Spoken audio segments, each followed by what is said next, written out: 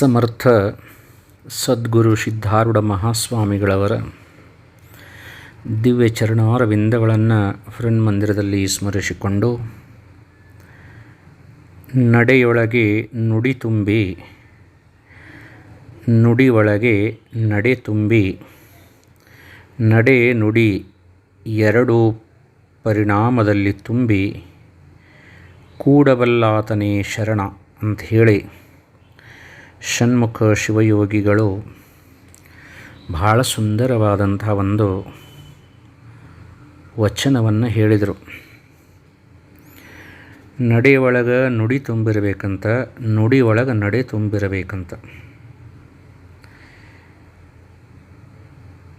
ಎರಡೂದ್ರೊಳಗೆ ಕೂಡಿ ನಡೆಯುವಂಥವ ನಿಜವಾದಂಥ ಶರಣ ಅಂತ ಹೇಳ್ತಾರೆ. ನಾವೆಲ್ಲ ಏನು ಮಾಡ್ತಿರ್ತೀವಂದ್ರೆ, ನುಡಿಯೋದ ಬೇರೆ, ನಡೆಯೋದ ಬೇರೆ. ನಾವು ನುಡ್ದಂಗೆ ಎಂದೂ ನಡೆದಿಲ್ಲ. ಅದಕ್ಕೆ ನಾವು ಇನ್ನೂ ಮನುಷ್ಯರಾಗಿನ ಉಳಿದ್ದೀವಿ. ಯಾರು ನುಡ್ದಂಗೆ ನಡೆದ್ರು ಅವರು ದೇವರಾದರು. ನುಡ್ದಂಗೆ ನಡೆದು ದೇವರಾದಂಥ ಅನೇಕ ಮಹಾತ್ಮರೊಳಗೆ ಹುಬ್ಬಳ್ಳಿಯ ಹತ್ತಿರ ಇರುವಂಥ ಉಣಕಲ್ಲ, ಆ ಉಣಕಲ್ಲದ ಸಿದ್ದೇಶ್ವರ ಸಿದ್ದಪ್ಪಜ್ಜನವರು, ಅವರನ್ನು ನಾವು ನೋಡಿಬಿಟ್ರೆ ಶರಣ ಹೆಂಗಿರ್ತಾನೋ ಅಂತ ಗೊತ್ತಾಗತೈತಂತ. ಅರಿವೇ ಗುರು ಆಚಾರವೇ ಶಿಷ್ಯ, ಜ್ಞಾನವೇ ಲಿಂಗ ಪರಿಣಾಮವೇ ತಪ, ಸಮತೆ ಎಂಬುವುದೇ ಯೋಗದಾಗು ನೋಡ, ಈಸುವ ನರಿಯದೆ ವೇಷ ಧರಿಸಿ ಲೋಚು ಬೋಳಾದಡೆ, ಮಹಾಲಿಂಗ ಕಲ್ಲೇಶ್ವರ ದೇವರು ನಗುವರು ಅಂಥೇಳಿ ಹಾವಿನಾಳದ ಕಲ್ಲಯ್ಯನವರು ಒಂದು ವಚನ ಹೇಳ್ತಾರೆ. ಬರೀ ತಲೆ ಬೋಳಿಸ್ಕೊಂಡ್ರೆ, ದಂಡ ಕಮಂಡಲಾದಿಗಳನ್ನು ಧರಿಸಿದ್ರೆ ಅವ ಶರಣ ಆಗೋದಿಲ್ಲಪ್ಪ. ಅವನ ಮನಸ್ಸು ಪಕ್ವವಾಗಬೇಕು. ನುಡ್ದಂಗೆ ನಡೆಯೋಕೆ ಕಲಿತಂದ್ರೆ ಅವ ಶರಣ ಆಗ್ತಾನಂತ. ಈ ಅಧ್ಯಾತ್ಮ ಜಗತ್ತಿನೊಳಗೆ ಅನುಭಾವಿಗಳೂ ಅದಾರ, ಆಚಾರ್ಯರೂ ಅದಾರ, ಅವಧೂತರೂ ಅದಾರ. ಅನುಭಾವಿಗಳು ಮತ್ತು ಆಚಾರ್ಯರು ಆಗೋದಕ್ಕಿಂತನೂ ಸಹಿತ ಲೋಕ ಸಂಘವನ್ನು ತ್ಯಾಗ ಮಾಡಿ ಅವಧೂತರಾಗೋದೈತಲ್ಲ, ಇದು ಬಹಳ ಕಷ್ಟ. ಇಂಥ ಅವಧೂತ ಪರಂಪರೆ ಒಳಗೆ ತಮ್ಮನ್ನು ತಾವು ಗುರುತಿಸಿಕೊಂಡಂಥ ಪುಣ್ಯಾತ್ಮರಂದ್ರೆ ಉಣಕಲ್ಲ ಸಿದ್ದೇಶ್ವರರು, ಸಿದ್ದಪ್ಪಜ್ಜನವರು ಅಂತ ಹೇಳಬಹುದು. ನೋಡ್ರಿ, ಅದು ಎಂಥ ಕಾಲ ಇರಬಹುದಂತ. ಒಂದು ಕಡೆ ಹುಬ್ಬಳ್ಳಿಯ ಸಿದ್ಧಾರೂಢರು, ಒಂದು ಕಡೆ ಗರಗದ ಮಡಿವಾಳ ಅಜ್ಜನವರು, ಇನ್ನೊಂದು ಕಡೆ ಉಣಕಲ್ಲದ ಹಠಯೋಗಿಗಳು ಸಿದ್ದೇಶ್ವರಪ್ಪವರು, ಒಂದು ಕಡೆ ನವಲಗುಂದದ ನಾಗಲಿಂಗಜ್ಜವರು, ಒಂದು ಕಡೆ ಶಿಶುನಾಳ ಶರೀಫರು, ಇನ್ನೊಂದು ಕಡೆ ಕಳಸದ ಗೋವಿಂದ ಭಟ್ಟರು, ಮತ್ತೊಂದು ಕಡೆ ಕೂಡಿಕೊಪ್ಪದ ಹುಚ್ಚುವೀರಪ್ಪಜ್ಜನವರು, ಅಂಕಲಿಗೆ ಅಡವ್ಯಪ್ಪಜ್ಜನವರು, ಅರಭಾವಿ ದುರ್ದುಂಡೇಶ್ವರರು, ಎಮ್ಮಿಗಿನೂರಿನ ಜಡಿ ಸಿದ್ದೇಶ್ವರರು, ಎಲ್ಲರೂ ಒಂದೇ ಟೈಮ್ನಾಗ ಬಂದುಬಿಟ್ರು ನೋಡ್ರಿ. ಆವಾಗ ಬದುಕಿದಂಥವರ ಪುಣ್ಯಾತ್ಮರು. ನಾವು ಆವಾಗ ಬದುಕಲಿಲ್ಲ ಅಂದರೂ ಸಹಿತ ಅವರನ್ನು ಸ್ಮರಣೆ ಮಾಡಕತ್ತೇವಲ್ಲ, ನಾವು ಪುಣ್ಯಾತ್ಮರನ್ನ ಅಂತ ತಿಳ್ಕೋಬೇಕು. ಶಬ್ದಗಳನ್ನು ನೋಡಕ್ಕೆ ಹೋಗಬಾರ್ದ್ರಿ. ಶಬ್ದ ಅದು ಉಚ್ಚಾರದೊಳಗೆ ಒಂದು ಹೆಚ್ಚಾಗಬಹುದು, ಒಂದು ಕಡಿಮೆ ಆಗಬಹುದು. ಆದರೆ ಒಳಗಿದ್ದಂಥ ಭಾವವನ್ನು ಗುರುತಿಸಬೇಕು. ದೇವರ ಶಬ್ದದಿಂದ ಆಗಿಲ್ಲ, ಭಾವದಿಂದ ಆಗಿದ್ದಾನೆ. ಈ ಉಣಕಲ್ಲ ಸಿದ್ದಪ್ಪಜ್ಜನವರನ್ನು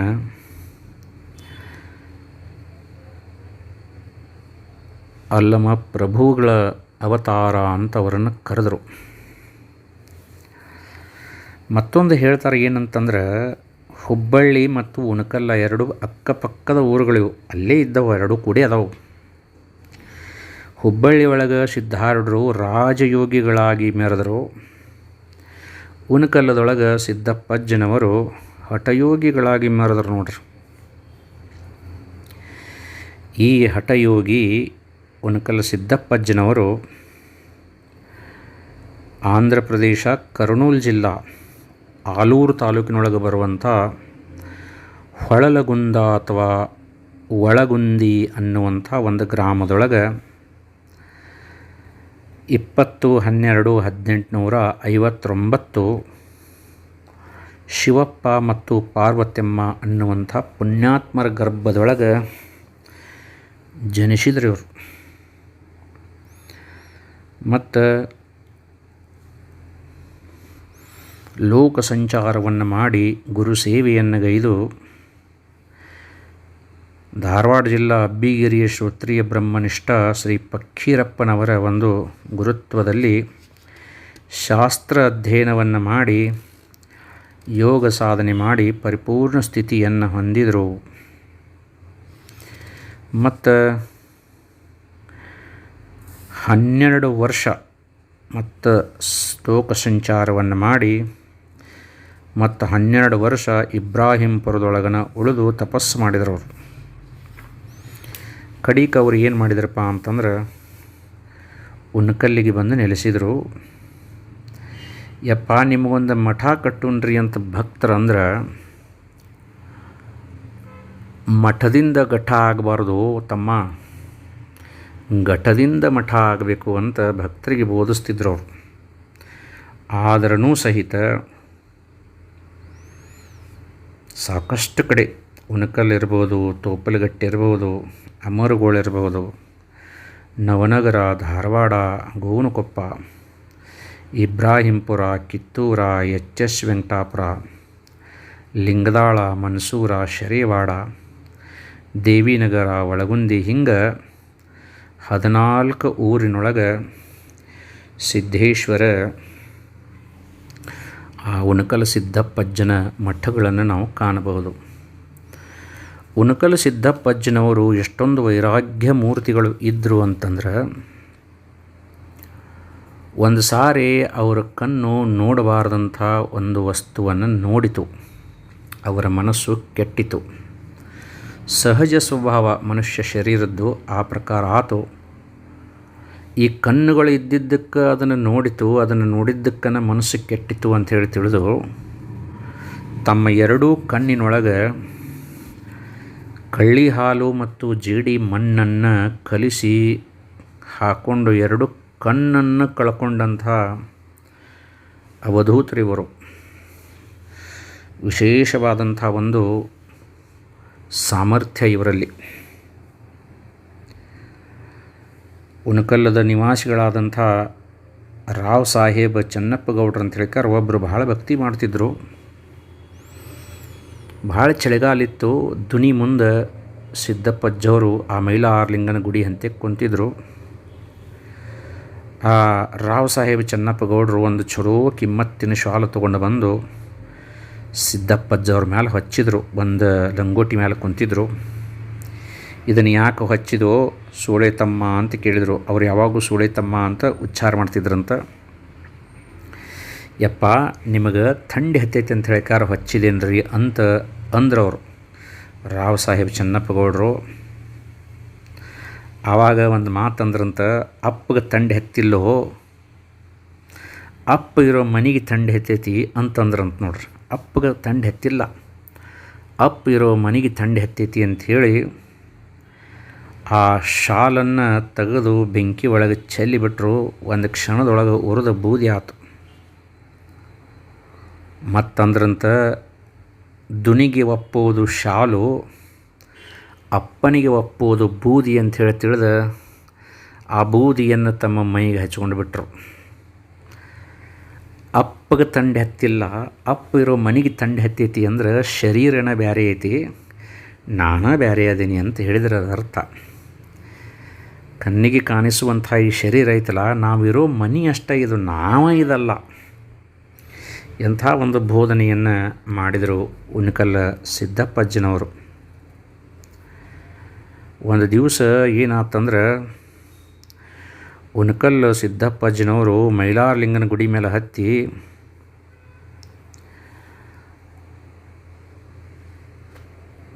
ನಿಜಾಮನ ರಾಜ್ಯ ಉರಿಯಾಕತ್ತೈತೋ ಸೂಳಿತಮ್ಮ, ನಿಜಾಮನ ರಾಜ್ಯ ಉರಿಯಾಕತ್ತೈತಿಲಿ ಅಂತಂದ್ರಂತ.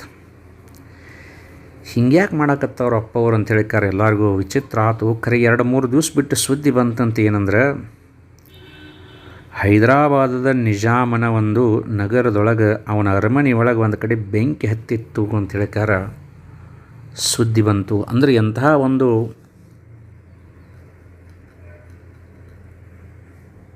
ಶಕ್ತಿ ಇತ್ತಂತ ಉಣಕಲ ಸಿದ್ದಪ್ಪ ಅಜ್ಜನವರಂತೆ. ಮತ್ತೊಂದು ಸರಿ ಏನಾಗಿತ್ತು, ಅದ ಉಣಕಲದೊಳಗನೆ ಇರುವಂತಹ ಹನುಮಂತಪ್ಪ ಕೊಳ್ಳೇಗೌಡರು ಅಂತ ಹೇಳಿಕಾರ ಅವರಿಗೆ ಒಂದು ನ್ಯಾಯಾಂಗದೊಳಗೆ ಕೇಸಾಗಿತ್ತು, ವಿಚಾರಣೆ ನಡೆದಿತ್ತು, ಮರನೇ ದಿವಸ ಜಡ್ಜ್ಮೆಂಟ್ ಬರೋದಿತ್ತು. ಸಿದ್ದಪ್ಪಜ್ಜನ ಮೇಲೆ ಬಹಳ ಭಕ್ತಿ ಇದ್ದರು. ಅದು ಹೆಂಗಿತ್ತಂದ್ರೆ ಆ ಶಿಕ್ಷಾ ಅವರಿಗೆ ಕಠೋರವಾದ ಶಿಕ್ಷಾ ಮತ್ತು ಭಾಳ ದಂಡ ತುಂಬಬೇಕಾದಂಥ ಶಿಕ್ಷಣ ಇರ್ತಿತ್ತು. ಆದ್ರೂ ಸಹಿತ ಇನ್ನೇನು ನಾ ಬದುಕ್ತೀನೋ ಇಲ್ಲೋ ಯಾರಿಗೆ ಗೊತ್ತಂತೇಳಿ ತಿಳ್ಕೊಂಡು ಹನುಮಂತಪ್ಪ ಕೊಳ್ಳೇಗೌಡ್ರು ಏನು ಮಾಡಿದ್ರಂದ್ರೆ, ತಮ್ಮ ನ್ಯಾಯಾಲಯದ ತೀರ್ಪನ್ನು ಕೇಳೋಕೆ ಕೋರ್ಟಿಗೆ ಹೋಗೋ ಸಮಯದೊಳಗೆ ಕರ್ಪೂರ ಕಾಯಿ ತೊಗೊಂಡು ಬಂದ ಉಣಕಲ ಸಿದ್ದಪ್ಪ ಅಜ್ಜಗೆ ಸಾಷ್ಟಾಂಗ ನಮಸ್ಕಾರ ಮಾಡಿ ಕಣ್ಣೀರು ಸುರಿಸಿದ. ಆವಾಗ ಸಿದ್ದಪ್ಪ ಅಜ್ಜವ್ರು ಹೇಳಿದರು, ಗುರುಸಿದ್ದಪ್ಪ, ನೀ ಬರುವಾಗ ತೇರು ಹತ್ತಿ ಬರ್ತಿ ಹೋಗೋ ಸೋಳೆತಮ್ಮ ಅಂತಂದ್ರಂತ. ನೋಡ್ರಿ, ತೇರು ಹತ್ತಿ ಬರ್ತಿ ಹೋಗೋ ಸೋಳೆತಮ್ಮ ಅಂದ್ರಂತ. ಅವರ ಆಶೀರ್ವಾದ ತಗೊಂಡು ಕೋರ್ಟಿಗೆ ಹೋದರು ಹನುಮಂತಪ್ಪ ಕೊಳ್ಳೇಗೌಡರು. ಆ ನ್ಯಾಯಾಲಯದ ತೀರ್ಪಿನೊಳಗೆ ಈ ಕೊಳ್ಳೇಗೌಡರು ಹನುಮಂತಪ್ಪನವರು ನಿರ್ದೋಷಿಗಳು ಅಂಥೇಳಿ ಸಾಬೀತಾಗಿ ಅವರನ್ನು ಗೌರವಯುತವಾಗಿ ಬಿಡುಗಡೆ ಮಾಡಿಬಿಟ್ರು ಆ ಕೇಸ್ನಿಂದ. ಭಾಳ ಸಂತೋಷಪಟ್ಟು ಅಪ್ಪನ ದರ್ಶನ ಮಾಡ್ಬೇಕಂಥೇಳಿ ಓಡಿ ಬರಾಕತ್ತಾರ. ಅದ ಸಮಯದೊಳಗನ ತೇರಿನ ಗಾಲಿ ಜೋಡಿಸಿದ್ರು. ಆದ್ರೆ ಭಕ್ತರು, ಉಣಕಲದ ಭಕ್ತರು ತೇರಿನ ಗಾಲಿ ಜೋಡಿಸಾತಿರು, ತೇರಿನ ಗಾಲಿ ಉಲ್ಟಾ ಜೋಡಿಸಿದ್ರು ಅವರು. ಅದನ್ನು ನೋಡಿ ಈ ಹನುಮಂತಪ್ಪ ಕೊಳ್ಳೇಗೌಡ್ರು ಏನಂದ್ರೆ, ಹಿಂಗೆ ಜೋಡಿಸೋದಲ್ಲೋ, ಹಿಂಗೆ ಜೋಡಿಸ್ಬೇಕಂತೇಳಿ ತೆಗೆದು ಮತ್ತೆ ಜೋಡ್ಸಕ್ಕೆ ಹಚ್ಚಿ, ಆವಾಗ ಅಲ್ಲಿ ಭಕ್ತರಂದರು, ಅಲ್ಲಿ ಸೇವಾ ಮಾಡುವಂಥ ಉಣಕಲದವರು, ಒಂದಿಟ್ಟು ವಜ್ಜೆ ಇಡಬೇಕಾಗೈತಿ ತೇರಿನ ಮ್ಯಾಲೆ, ಅಂದ್ರೆ ಗಾಲಿ ಕೊಂಡಿರ್ತೈತಿ, ಒಂದಿಟ್ಟು ನೀವ ಕೊಂಡ್ರಿ ಅಂಥೇಳಿ ತೇರಿನ ಮ್ಯಾಲೆ ಆ ಹನುಮಂತಪ್ಪ ಕೊಳ್ಳೇಗೌಡ್ರನ್ನ ಕುಂಡ್ರಿಸ್ರು. ತೇರು ಮುಂದೆ ಜಗಾಕತ್ರು, ಗಾಳಿ ಕುಂಡ್ರಾಕತ್ತು. ಅಲ್ಲೇ ಮುಂದೆ ಸಿದ್ದಪ್ಪ ಅಜ್ಜವ್ರು ಬಂದರು. ಅವರು ಹೇಳಿದ ಹಂಗೆ ಅವರು ಕೋರ್ಟಿನೊಳಗೆ ನಿರಪರಾಧಿಗಳೂ ಆದರು, ಮತ್ತು ಅವ್ರು ಹೇಳಿದಂಗೆ ತೇರಿನ ಮೇಲೆ ಹತ್ತಿನೂ ಬಂದರು. ಇಂಥ ಒಂದು ಶಕ್ತಿ, ಸಾಮರ್ಥ್ಯ, ಕರುಣಾದೃಷ್ಟಿ ಉಣಕಲ ಸಿದ್ದಪ್ಪಜ್ಜನವರಂತೆಕ್ಕಿತ್ತು. ಅಂಥ ಉಣಕಲದ ಸಿದ್ದಪ್ಪಜ್ಜನವರು 31/1921 ಬ್ರಹ್ಮಲೀನರಾಗಿದ್ದಾರೆ. ಆದ್ರೂ ಸಹಿತ ನಂಬಿದಂತಹ ಭಕ್ತರನ್ನು ಉದ್ಧರಿಸುವ ಪರಮಾತ್ಮರಾಗಿ ಮೆರೆಯಕತ್ತಾರೆ. ಅಂಥ ಉಣಕಲ ಸಿದ್ದಪ್ಪಜ್ಜನ ಒಂದು ಆಶೀರ್ವಾದ ನಿಮಗೆ ಸದಾ ಕಾಲ ಇರಬೇಕಂತೇಳಿ ಪ್ರಾರ್ಥನೆ ಮಾಡೋದು. ಪೂಜ್ಯ ಶ್ರೀ ಸಿದ್ಧಾರೂಢ ಸ್ವಾಮಿಗಳು ಜೀವನ ಲೀಲಾಮೃತ ಅನ್ನುವಂಥ ಸುಂದರವಾದಂಥ ಗ್ರಂಥವನ್ನು, ಜೀವನ ಚರಿತ್ರವನ್ನು ಡಾಕ್ಟರ್ ಮಲ್ಲಿಕಾರ್ಜುನ ಸಿಂದಗಿಯವರು ಬಹಳ ಸುಂದರವಾಗಿ ಬರೆದರು. ಇದರೊಳಗೆ ಅವ್ರು ಏನು ಮಾಡ್ತಾರಂತಂದ್ರೆ, ಸಿದ್ಧಾರೂಢರು ಸಮತೂಕದ ಸ್ವಾಮಿಗಳಿದ್ದರು. ಅವರು ಎಷ್ಟೊಂದು ಭಕ್ತರ ಮೇಲೆ ಸಮಾನತೆಯನ್ನು ಹರಿಸ್ತಿದ್ರು ಅಂಥೇಳಿ ವಿಶೇಷವಾಗಿ ಹೇಳ್ತಾರೆ. ಕೇವಲ 10-20 ವರ್ಷಗಳ ಅಲ್ಪ ಕಾಲದಲ್ಲಿ ಸಿದ್ಧಾರೂಢರ ಹೆಸರು ಇಡೀ ದೇಶದ ಉದ್ದಗಲಕ್ಕೂ ಹಬ್ಬುವುದಕ್ಕೆ ಮತ್ತು ಅವರ ಒಂದು ವ್ಯಕ್ತಿತ್ವದ 10 ಹಲವು ಮುಖಗಳೇ ಕಾರಣವಾಗಿತ್ತು. ಅವರಲ್ಲಿ ಎಲ್ಲಕ್ಕಿಂತಲೂ ಎದ್ದು ಕಾಣುವ ದೇವಗುಣವೆಂದರೆ ಸರ್ವಸಮಾನತೆ. ತಮ್ಮಲ್ಲಿಗೆ ಬಡವರೇ ಬರಲಿ, ಬಂದವರು ಕಿರೀಟ ಹೊತ್ತು ಮುತ್ತು ರತ್ನಗಳನ್ನು ಧರಿಸಿ ರಾಜರುಗಳನ್ನು ಬರಲಿ, ಯಾವುದೇ ಕುಗ್ರಾಮದ ಸಾಮಾನ್ಯ ಪ್ರಜನ ಬರಲಿ, ಅವರು ಎಲ್ಲರನ್ನೂ ಸಮಾನತೆಯ ಕಂಗಳಿಂದಲೇ ನೋಡುತ್ತಿದ್ದರು. ಮುತ್ತು ರತ್ನ ಕಿರೀಟ ಹೊತ್ತ ರಾಜರು ಬಂದರೆಂದು ಅವರು ಹೆಚ್ಚಿನ ಉತ್ಸುಕತೆ ತೋರಿಸಿ ಇಲ್ಲದ ಉಪಚಾರಕ್ಕೆ ಹೋಗುತ್ತಿರಲಿಲ್ಲ. ಬಡವ ಬಂದಾನೆಂದು ಅಲಕ್ಷ್ಯ ಮಾಡುತ್ತಿರಲಿಲ್ಲ. ತಮ್ಮಲ್ಲಿಗೆ ಬಂದವರ ಆಶೋತ್ತರಗಳೇನು, ಮನೋಭೂಮಿಕೆಯಂಥದ್ದು, ಅವರ ಉತ್ಕಟ ಭಕ್ತಿ ಯಾವ ತೆರನಾದದ್ದು ಎಂಬುದನ್ನು ಮಾತ್ರ ನೋಡುತ್ತಿದ್ದರು. ತಮ್ಮಲ್ಲಿಗೆ ಬರುವವರ ಭಕ್ತಿಯ ಮೇಲೆ ಸ್ವಾಮಿಗಳ ಗಮನ ನೆಟ್ಟಿರುತ್ತಿತ್ತೇ ಹೊರತು ಅವರು ತಂದ ಹಣದ ಮೊತ್ತದ ಮೇಲೆ ಅವರು ದೃಷ್ಟಿಯನ್ನು ಹರಿಸುತ್ತಿದ್ದಿಲ್ಲ. 1920 ಶಿವರಾತ್ರಿ ಜಾತ್ರೆಯ ಸಮಯ. ಜಾತ್ರೆಗೆ ಬಂದ ಭಕ್ತರಿಗೆ ಹುಬ್ಬಳ್ಳಿಯ ರಸ್ತೆ ನೆಲ ಸಾಲದಾಯಿತು. ಸಮಾಧಿ ಮಂದಿರದ ಎದುರುಗಡೆ ಹಾಕಿದ್ದ ಭವ್ಯ ಸಭಾಮಂಟಪದಲ್ಲಿ ಹಲವಾರು ಜನ ಮಹಾತ್ಮರು ಆಸೀನರಾಗಿದ್ದರು. ಸಾವಿರಾರು ಜನರ ಭಕ್ತರು ಮಹಾತ್ಮರ ದೇವವಾಣಿಯನ್ನು ಆಲಿಸಲು ಮೈಯೆಲ್ಲ ಕಿವಿಯಾಗಿ ಕುಳಿತಿದ್ದರು. ಲಕ್ಷಗಟ್ಟಲೆ ಹಣ ತಂದ ರಾಜರು ಅವರಿಗೆ ವಿಶೇಷವಾದಂಥ ಮೆಹರಬಾನಿಕೆಯನ್ನು ಸಿದ್ಧಾರೂಢರು ಮಾಡಿರಲಿಲ್ಲ. ಭಕ್ತರಷ್ಟೇ ಶಾಂತ ರೀತಿಯಿಂದ ಮಠದಲ್ಲಿನ ಗಾಳಿಯೂ ಮಹಾತ್ಮರ ವಾಣಿಯನ್ನು ಆಸಕ್ತಿಯಿಂದ ಆಲಿಸುತ್ತಿದೆ ಎಂಬಂತೆ ಶಾಂತತೆ ನೆಲೆಸಿತ್ತು. ಆಗ ದೇವಸಭೆಗೆ ಕೊಲ್ಹಾಪುರ, ಮಿರಜ್, ಸಾಂಗ್ಲಿಯ ರಾಜರಾಣಿಯರು ಬಂದರು. ಎಲ್ಲೆಡೆಯಲ್ಲಿ ಭಕ್ತರೇ ಕುಳಿತಿದ್ದರು. ಆಗ ಅಕ್ಕಲಕೋಟೆಯ ಶರಣಪ್ಪನವರು ಸಿದ್ಧಾರೂಢರ ಬಳಿಗೆ ಹೋಗಿ, ದೇವ, ಸಾಂಗ್ಲಿ, ಮಿರಜ್, ಕೊಲ್ಹಾಪುರದ ರಾಜರಾಣಿಯರು ಬಂದರು, ಅವರನ್ನು ಎಲ್ಲಿ ಕೂಡಿಸಲಿ ಎಂದು ಕೇಳಿದರು. ಆಗ ಸಿದ್ಧರು ಎಲ್ಲರಿಗೂ ಕೇಳುವಂತೆ, ಏ ಶರಣಪ್ಪ, ಎಲ್ಲಿ ಕೂಡಿಸ್ಲಿ ಅಂತ ಯಾಕೆ ಕೇಳ್ತೀಯೋ?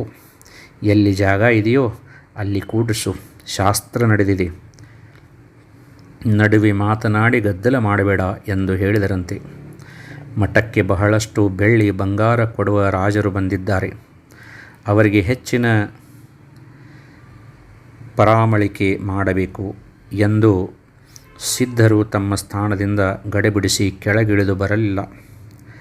ರಾಜಾದಿರಾಜ ಮಹಾರಾಜ ಭೋಪರಾಕ್ ಎಂದು ಅನ್ನಲಿಲ್ಲ.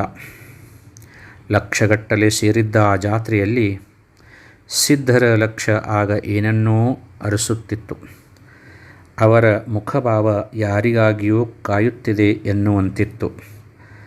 ಆಗ ಅವರ ಬಳಿಗೆ ಒಬ್ಬ ಮುದುಕಿ ಬಂದಳು ಅಂಥೇಳಿ ವಿಶೇಷವಾದ ಒಂದು ಘಟನೆಯನ್ನು ಇಲ್ಲಿ ಲೇಖಕರು ಹೇಳ್ತಾರೆ. ರಾಜ ಮಹಾರಾಜರು ಬಂದಾರ ಅಂಥೇಳಿ ಬಹಳ ಅವರಿಗೆ ಕಿಮ್ಮತ್ತು ಕೊಡಬೇಕು, ಬಡವರು ಬಂದಾರ ಅಂತ ಹೇಳ್ಕರ ಅವರನ್ನು ನಿರ್ಲಕ್ಷ್ಯ ಮಾಡಬೇಕು ಅನ್ನುವಂಥ ಭಾವ ಸಿದ್ಧಾರೂಢ ಅಪ್ಪನಲ್ಲಿ ಒಟ್ಟೆ ಇದ್ದಿದ್ದಿಲ್ಲ. ಮಿರಜ್, ಸಾಂಗ್ಲಿ, ಕೊಲ್ಹಾಪುರದ ರಾಜರಾಣಿಯರು ಬಂದಾರ, ಆದರೆ ಸಿದ್ಧಾರೂಢಪ್ಪನ ದೃಷ್ಟಿ ಮಾತ್ರ ಎಲ್ಲೋ ಇತ್ತು. ಅಷ್ಟರೊಳಗೆ ಒಂದು ಮುದುಕಿ ಬಂತು. ಆ ಮುದುಕಿ ಬಡಿವೆದಾಳ ಅಂತ ಹೇಳಿಕಾರ ಆಕೆ ಉಟ್ಟಂಥ ಸೀರೆನ ಹೇಳ್ತಿತ್ತು, ಹರಿದಿತ್ತು, ಕುಪ್ಪಸ ಹರಿದಿತ್ತು. ಮತ್ತು ಆಕೆ ಊಟನ ಮಾಡಿಲ್ಲ ಅಂಥೇಳಿ ಆಕೆ ಮುಖಭಾವನ ಹೇಳ್ತಿತ್ತು. ಮತ್ತು ಆಕೆ ಭಾಳ ದೂರಿನಿಂದ ನಡ್ಕೋತ ಬಂದಳು ಅಂಥೇಳಿ ಆಕೆ ಕಾಲಿಗೆ ಅಂಟಿದಂಥ, ಮೈಗೆ ಅಂಟಿದಂಥ ಧೂಳನ್ನು ಹೇಳ್ತಿತ್ತು. ಮತ್ತು ಆಕೆ ಬೆವರು ವಾಸನೆಯನ್ನು ಹೇಳ್ತಿತ್ತು. ಎಲ್ಲರೂ ದೂರ ಸರಿದ್ರು. ನೆಲದ ಮೇಲೆ ರತ್ನ ಗಂಬಳಿ ಹಾಸಿದ್ರು. ಹುಡಿಗಾಲನ್ನು ಇಟ್ಟಳ ಮುದುಕಿ. ಇದ್ದಂಥವ್ರೆಲ್ಲರಿಗೂ ಸಿಟ್ಟು ಬಂತು. ಒಬ್ಬವ ಬಂದು ಏನು ಮಾಡಿದಂದ್ರೆ ಆ ಮುದುಕಿನ ಹೊರಗೆ ತಳ್ಳಾಕ ನೋಡಿದ. ಸಿದ್ಧಾರೂಢರು ಎದ್ರು ನೋಡ್ರಿ, ನಿಲ್ಲಂದ್ರೆ ಅವ್ರು ಆ ಮುದುಕಿನ ಹಂತಕ್ಕೆ ಹೋಗಿ ಕೈ ಹಿಡ್ಕೊಂಡು ಬಂದು ತಮ್ಮ ಹಂತಕ್ಕನ ಕುಂಡ್ರಿಸ್ಕೊಂಡ್ರು. ಎಷ್ಟು ಖುಷಿಯಾಗಿರ್ಬೋದು ಆ ಮುದುಕಿಗೆ ಅಂತ. ಆ ಮುದುಕಿ ಆನಂದಕ್ಕೆ ಏನೇನೇ ಇಲ್ದಂಗೆ ಆತ. ಕಂಬನಿ ಸುರಸಾಕತ್ಲು, ಅಳಾಕತ್ಲು. ಯಪ್ಪ, ಇಂಥ ದೊಡ್ಡ ಜಾತ್ರೆಯಾಗ ನನ್ನ ಮಾತಾಡಿಸ್ತೀವೋ ಇಲ್ಲೋ ಅಂತ ಚಿಂತೆ ಹತ್ತಿತ್ತು. ನಾನು ಮಾತಾಡಿಸಿದೆ ಅಪ್ಪ ಅಂದ್ಲು. ಅವ್ರಿಗೆ ಆಕೆ ಮೈಯಾಗಿನ ಬೆವ್ರ ಕೆಟ್ಟ ವಾಸನೆ ಬರಲಿಲ್ಲ. ಆಕೆ ಹರಿದ ಕುಬ್ಬಸ ಸೀರೆ ಧೂಳಾದಂಥ ಕಾಲು ಕಾಣಿಸ್ಲಿಲ್ಲ. ಅಂತ್ಯಕ್ಕೆ ಕುಂಡ್ರಿಸ್ಕೊಂಡ್ರು. ಆವಾಗ ಸ್ವಾಮಿ, ನಾ ಇಡೀ ಪರಸಿಗೆನ ಜಾತ್ರೆಗಿನ ಪ್ರಸಾದ ಮಾಡಿಸ್ಬೇಕಂತ ಸಂಕಲ್ಪ ಮಾಡಿ ಬಂದನು ಅಂದ್ಲಕ್ಕೆ ಮುದುಕಿ. ಭಾಳ ಚಲೋ ಆತಲ್ವೇ ವಿಚಾರ. ಮಠದಾಗ ಮಾಡಿದ್ದೆಲ್ಲ ಪ್ರಸಾದ ನಿಂದ ಅಂಥೇಳಿ ತಿಳ್ಕೊಂಡು ಬಿಡು ಅಂದ್ರೆ ಅವರು ಸಿದ್ಧಾರೂಢರು. ಆವಾಗ ಆ ಮುದುಕಿ ಹೇಳ್ತು, ಅದು ಯಾರ್ಯಾರ್ದು ತಂದು ಕೊಟ್ಟಿದ್ದು, ಅದು ನಂದು ಹೆಂಗೆ ಆಕತ್ಯಪ್ಪ ಅಂತ ಹೇಳಿ ತನ್ನ ಸೀರೆ ಚುಂಗನ್ಯಾಗ, ಹರಿದ ಸೀರೆ ಚುಂಗನ್ಯಾಗ ಒಂದು ದುಡ್ಡು ಕಟ್ಟಿದ್ಲು, ಗಟ್ಟಿ ದುಡ್ಡು ಕಟ್ಟಿಟ್ಟಿದ್ಲು. ಅದನ್ನು ತೆಗೆದ್ಲು. ಇಡೀ ಜಾತ್ರೆ ಮಂದಿಗೆ ಮುಟ್ಟೋ ಹಂಗೆ ಇದನ್ನು ಮುಟ್ಟಿಸ್ಬೇಕಪ್ಪ ಅಂಥೇಳಿಕಾರ ಅಂದ್ಲಕ್ಕಿ. ಬರೀ ಪ್ರಾರ್ಥನೆ ಮಾಡಲಿಲ್ಲ, ಆಜ್ಞೆ ಮಾಡಿದಂಗೆ ಮಾಡಿದ್ಲು ಅಂತ ನೋಡ್ರಿ. ಎಷ್ಟೊಂದು ಪ್ರೀತಿ ಸಿದ್ಧಾರೂಢರ ಮೇಲೆ. ಆವಾಗ ಆ ದುಡ್ಡು ತೊಗೊಂಡ್ರು.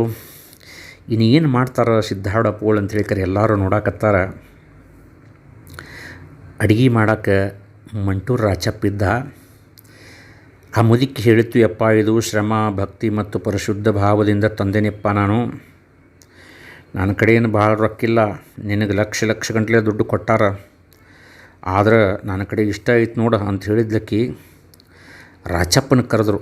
ರಾಚ, ಈ ತಾಯಿ ನಮಗೆ ಒಂದು ದುಡ್ಡು ಕೊಟ್ಟಾಳಪ್ಪ, ಈ ದುಡ್ಡು ಜಾತ್ರೆ ಜನಕ್ಕೆಲ್ಲ ಮುಟ್ಟೋ ಹಂಗೆ ಬಳಸ್ಬೇಕಂತ ಅಪ್ಪನೇ ಮಾಡಿದಾಳ, ಹೆಂಗೆ ಮಾಡಬೇಕು ಅಂತ ಕೇಳಿದ್ರು ಸಿದ್ಧಾರೂಢರು. ಯಪ್ಪ ನೀವು ಹೆಂಗೆ ಆಜ್ಞೆ ಮಾಡ್ತಿರೋ ಹಂಗೆ ಮಾಡವ ನಾ ಏನು ಹೇಳಿ ಅಂದ ರಾಚಪ್ಪ. ಆವಾಗ ರಾಚಪ್ಪ, ನೋಡ ಆ ದಿನ್ನಿ ಮ್ಯಾಲೆ ಮತ್ತೊಬ್ಬಕ್ಕೆ ಹೆಣ್ಮಗಳು ಕೊತ್ತಂಬರಿ ಮಾರಾಕತ್ತಾಳ, ಈ ನಮ್ಮ ಅವ್ವನ ದುಡ್ಡು ಕೊಟ್ಟ ಆ ಕೊತ್ತಂಬರಿ ಸೂಡು ಖರೀದಿ ಮಾಡ, ಸಣ್ಣಗೆ ಅರದ ಎಲ್ಲ ಸಾರಿನ ಕೊಳಗದೊಳಗೆ ಕೊತ್ತಂಬರಿ ಹಾಕಪ್ಪ, ಮತ್ತು ಆ ಕೊತ್ತಂಬರಿ ರೂಪದ ಪ್ರಸಾದ ನಮ್ಮ ಅವ್ವಂದು ಎಲ್ಲರಿಗೂ ಮುಟ್ತೈತಿ ಜಾತ್ರೆ ಮಂದಿಗೆ ಅಂಥೇಳಿ ಸಿದ್ಧಾರೂಢರು ಹೇಳಿದರು. ಎಲ್ಲ ಭಕ್ತರಿಗೆ ಸಂತೋಷ. ಎಂಥ ಒಂದು ಸದ್ಗುರುನಾಥನನ್ನು ನಾವು ಪಡ್ಕೊಂಡ್ವಿ. ಶ್ರೀಮಂತರ ಆಡಂಬರದ ಭಕ್ತಿಗಿಂತ ಬಡವರ ನಿರಾಡಂಬರ ಸರಳ ಶುದ್ಧ ಭಕ್ತಿ ಭಗವಂತನಿಗೆ ಬಲು ಪ್ರೀತಿ ಇದ್ದಂತೆ ಎಂಬುದನ್ನು ಸಿದ್ಧರು ಇಲ್ಲಿ ತೋರಿಸಿಕೊಟ್ರು. ಸಿದ್ಧಾರೂಢರಿಗೆ ಬಡವರು ಅತೀ ಹತ್ತಿರದ ಬಂಧುಗಳಂತಿದ್ದರು. ಆಡಂಬರು ಅವರ ಬಳಿಯಲ್ಲಿ ಸುಳಿಯಲಿಲ್ಲ. ಆಚರಣೆಗಿಂತ ಅಧಿಕ ಉಪದೇಶ ಮತ್ತೊಂದಿಲ್ಲವೆಂದು ಸಿದ್ಧರು ನಂಬಿದ್ದರು. ಅದರಂತೆಯೇ ಅವರು ನಡೆದಿದ್ದರು. ಸಿದ್ಧಾರೂಢ ಪೋಳ್ ಹಂತೇಕ ಮತ್ತೊಂದು ಎದ್ದು ಕಾಣುವಂಥ ದೊಡ್ಡ ಗುಣ ಅಂತಂದ್ರೆ ನಿರ್ಮೋಹತ್ವ. ಯಾರಿಗೂ ಅವರು ಇದನ್ನು ಕೊಡ್ರಪ್ಪ ಅಂತ ಕೇಳಲಿಲ್ಲ. ಹೊನ್ನಿನ ರಾಶಿ ಬಂದು ಬಿದ್ದರೂ ಸಹಿತ ಅದನ್ನು ಕಣ್ಣೆತ್ತಿ ಸಹಿತ ನೋಡಲಿಲ್ಲ. ಆವಾಗ ಒಬ್ಬ ರಾಜರು ಸಿದ್ಧಾರೂಢರಿಗೆ ಎಷ್ಟು ಬಂಗಾರ ಬೇಕು, ಎಷ್ಟು ಬೆಳ್ಳಿ ಬೇಕು ಕೇಳ್ಕೊಂಡು ವಾಪ ಅಂತ ತಮ್ಮ ಕಾರಬಾರಿಯನ್ನು ಕಳಿಸಿಕೊಟ್ಟಿರ್ತಾರೆ. ಆವಾಗ ಕಾರಬಾರಿ ಬಂದು ಸಿದ್ಧಾರೂಢ ಪೋಳಿಗೆ ನಮಸ್ಕಾರ ಮಾಡಿ, ದೇವ, ನಮ್ಮ ರಾಜರು ತಮ್ಮ ದರ್ಶನಕ್ಕೆ ಬರೋದರ ಬರುವಾಗ ತಮಗಾಗಿ ಏನು ತರಬೇಕು, ಎಷ್ಟು ತರಬೇಕು, ದಯಮಾಡಿ ಹೇಳಬೇಕು ಅಂತ ಪ್ರಾರ್ಥನೆ ಮಾಡಿದ. ಆವಾಗ ಸಿದ್ಧಾರೂಢ ಪೋಳಿ ಹೇಳ್ತಾರೆ, ಮತ್ತು ತರಬೇಕಂತೇಳಿ ಇತ್ತಪ್ಪ ಅಂದ್ರೆ ಒಂದಿಷ್ಟು ವಿನಯವನ್ನು ತೊಗೊಂಡು ಬಾ ಅಂತ ಹೇಳಪ್ಪ, ಸಾಕು, ಮತ್ತೇನು ಬೇಡ ಅಂತ ಸಿದ್ಧಾರೂಢ ಪೋಳಿ ಹೇಳಿದರು. ಮತ್ತು ಹಿಂದಿನ ಸರಿ ಹೇಳೈತಿ ಏನಂತಂದ್ರೆ, ಕಾರವಾರದ ರಸ್ತೆ ಭಾಳ ಸಣ್ಣದಿತ್ತು ಸಿದ್ಧಾರೂಢರ ಮಟ್ಟಕ್ಕೆ ಮತ್ತು ಕಾರವಾರ ರಸ್ತೆಗೆ ಕೂಡುವಂಥ ಕಾಲ್ದಾರಿ. ಆವಾಗ ಅಪ್ಪ ಸಾಹೇಬ ಮಹಾರಾಜರು ಜಮಖಂಡಿಯವರು ಅವರು ಬರುವಾಗ ಒಂದು ಮುದುಕಿ ಕಾಲಡಿಯು ಬಿತ್ತು, ತಲೆಗೆ ರಕ್ತ ಸುರಿಯಾಕತ್ತು. ಸಿದ್ಧಾರೂಢರನ್ನ ಓಡಿ ಬಂದು ಆಕಿನ ಆರೈಕೆ ಮಾಡಿದರು. ಅದನ್ನು ನೋಡಿ ಸ್ವತಃ ಅವರ ಏನು ಮಾಡಿದ್ರಪ್ಪ ಅಂತಂದ್ರೆ, ಆ ಒಂದು ಕಾರವಾರ ರಸ್ತೆಯಿಂದ ಸಿದ್ಧಾರೂಢ ಅಪ್ಪನ ಮಟ್ಟದ ಮಠನೂ ರಸ್ತೆ ಮಾಡಿಸಿದ್ರು ಅಂತ ನಮಗೆ ಗೊತ್ತೈತಿ. ಅದ ಅಪ್ಪ ಸಾಹೇಬ ಮಹಾರಾಜರು ಜಮಖಂಡಿಯವರು ಒಂದು ದಿವಸ ಸಿದ್ಧಾರೂಢರಂತೆ ಪ್ರಾರ್ಥನೆ ಮಾಡ್ತಾರೆ. ಏನಂದ್ರೆ, ಯಪ್ಪ, ನಿಮ್ಮನ್ನು 1,000 ಎಷ್ಟು ಭಕ್ತಿ ಇದ್ದರು ಅಂತಂದ್ರೆ, ನಾ ರಾಜ ಅದನ್ನೆನ್ನುವ ಅಹಂಕಾರ ಒಂದಿಟ್ಟೂ ಸಹಿತ ಇದ್ದಿದ್ದಿಲ್ಲ ಜಮಖಂಡಿ ಅಪ್ಪ ಸಾಹೇಬ್ ಮಹಾರಾಜರಿಗೆ. ಮತ್ತು ಏನು ಮಾಡ್ತಿದ್ರಂದ್ರೆ, ತಾವ ಸ್ವತಃ ಬಂದು ಸಿದ್ಧಾರೂಢ ಮಲ್ಕೊಳ್ಳುವಂಥ ಕೋಣೆಯನ್ನು ತಮ್ಮ ಒಂದು ಶೆಲ್ಲಿಯಿಂದ ಒರೆಸ್ತಿದ್ರು ಮತ್ತು ಆ ಶೆಲ್ಲಿಗೆ ಹತ್ತಿದಂಥ ಪಾದಧೂಳಿಯನ್ನು ತಮ್ಮ ಮೈಗೆಲ್ಲ ಹಚ್ಕೊಳ್ತಿದ್ರು. ನಿಗರ್ವಿ ಅಂತಾರಲ್ಲ, ಒಂದಿಷ್ಟು ಗರ್ವ ಅನ್ನೋದು ಇದ್ದಿದ್ದಿಲ್ಲ ಅಪ್ಪ ಸಾಹೇಬ್ ಮಹಾರಾಜರಿಗೆ. ಒಂದು ಆಸೆ ಅವರಿಗೆ, ಯಪ್ಪ ನಿಮಗೆ 20,000 ರೂಪಾಯಿ ಕಾಣಿಕೆಯನ್ನು ಕೊಡ್ತೀನಿ, ನನ್ನ ಮ್ಯಾಲೆ ದಯಾ ತೋರಿಸಿ ಜಮಖಂಡಿಗೆ ಬಂದ ನನ್ನ ಅರಮನೆಯೊಳಗೆ ಪೂಜೆಯನ್ನು ಸ್ವೀಕರಿಸಿ ಹೋಗಬೇಕು ಅಂತ ಪ್ರಾರ್ಥನೆ ಮಾಡಿದರು ನೋಡ್ರಿ ಅಪ್ಪ ಸಾಹೇಬ್ ಮಹಾರಾಜರು. ಆವಾಗ ಸಿದ್ಧಾರೂಢರು, ಮಹಾರಾಜ ಬರಬೇಕಂತ ಆಸೆ ಐತಿಪ್ಪ, ಆದರೆ ನಾ ಇಲ್ಲದ ಜಗಾನೇ ಇಲ್ಲ, ಮತ್ತು ಸಂಚಾರ ಮಾಡಿ ಮಾಡಿ ಸಾಕಾಗಿನ ಹುಬ್ಬಳ್ಳಿಗೆ ಬಂದು ನೆಲೆಸಿದ್ದೀನಿ. ನಾ ಎಲ್ಲಿ ಕುಂತು ನೆನೆಸಿದರೂ ಸಹಿತ ಅಲ್ಲಿ ನಿನಗೆ ಆಶೀರ್ವಾದ ಮಾಡ್ತೇನಪ್ಪ, ಚಿಂತೆ ಮಾಡಬೇಡ ಅಂತ ಹೇಳಿಕಾರ 20,000 ರೂಪಾಯಿಗಾಗಿ ನಾ ಬರ್ತೇನಂತ ಹೇಳಲಿಲ್ಲ. ತಮ್ಮ ಹಿಡಿದ ನಿಯಮವನ್ನು ಬಿಡಲಿಲ್ಲ, ಜಮಖಂಡಿಗೆ ಅವರೇನು ಹೋಗಲಿಲ್ಲ.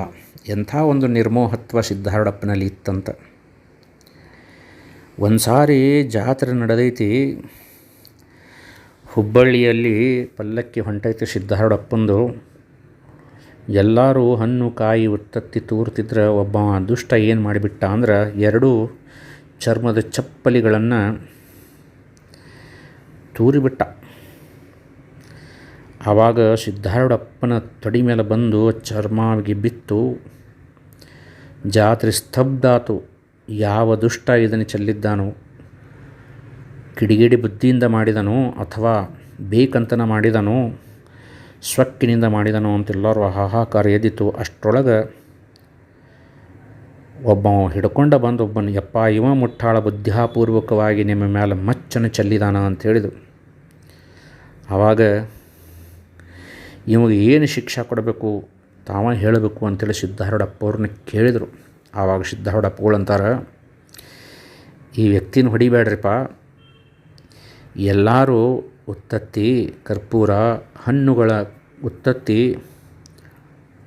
ಹಣ್ಣುಗಳನ್ನು ಕಾಯಿಗಳನ್ನು ತೂರಾಕತ್ತಿದ್ರೆ ಇವ ಚಪ್ಪಲಿ ತೂರಿದಾನೆ. ಯಾಕಪ್ಪ ಅಂದ್ರೆ ಅವನದು ಒಂದು ಇಚ್ಛೆ ಇರಬೇಕು. ಏನಂತಂದ್ರೆ ಅವನ ಕಾಲಾಗ ಚಪ್ಪಲಿ ಇರಾಕಿಲ್ಲಾಗಿರ್ಬೇಕು. ನನಗೆ ಚಪ್ಪಲ್ ಬಂದು ಅಂದ್ರೆ ಒಂದೇ ಚಪ್ಪಲ್ ನಿನಗೆ ಕೊಡ್ತಾನಪ್ಪ ಅಂತ ಬಿಡ್ಕೊಂಡಿರ್ಬೇಕು. ಗದ್ದಲ್ದಾಗ ನನ್ನ ಹಂತಕ್ಕೆ ಬರೋಕ್ಕಾಗಿಲ್ಲ, ಅದಕ್ಕೆ ಚೆಲ್ಲಿದಾನಂತ ಹೇಳಿದಂಥ ಕ್ಷಮಾ ಗುಣದ ಸದ್ಗುರುನಾಥ ಸದ್ಗುರು ಸಿದ್ಧಾರೂಢರು.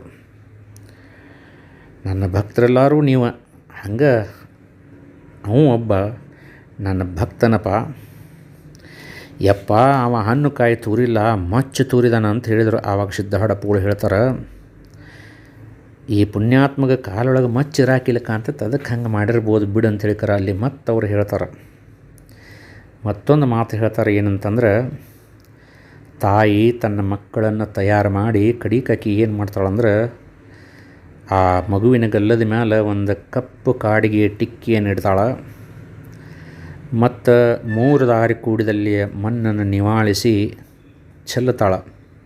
ಹಂಗೆ ಈ ಭಕ್ತನ ರೂಪದ ತಾಯಿ ನನಗೆ ದೃಷ್ಟಿ ಹತ್ತಬಾರದು, ಸಿದ್ಧಾರೂಢನ ಒಂದು ಕೀರ್ತಿ ಅಜರಾಮರವಾಗಿ ಬೆಳಿಬೇಕಂತ ಹೇಳಿಕಾರ ತನ್ನ ಚಪ್ಪಲಿಯನ್ನು ನಿವಾಳಿಸಿ ಒಗೆದು ನನಗೆ ಚಲೋನ ಮಾಡಿದ ಅಂದಮೇಲೆ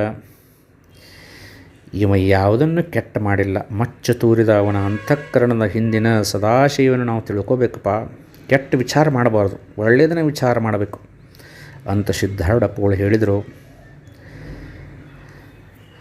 ಇಂಥ ಸದ್ಗುರುನಾಥನನ್ನು ಪಡೆದಂಥ ಅಲ್ಲಿಯ ಭಕ್ತರು ಜಯಘೋಷವನ್ನು ಮಾಡಿದರು. ಯಪ್ಪೋ ನೀ ಮನುಷ್ಯ ಅಲ್ಲೋ, ಸಾಕ್ಷಾತ್ ಮಹಾದೇವನು ಅಂತ ಹೇಳಿಕಾರ ಕಣ್ಣೀರು ಸುರಿಸಿದರು ಭಕ್ತರು.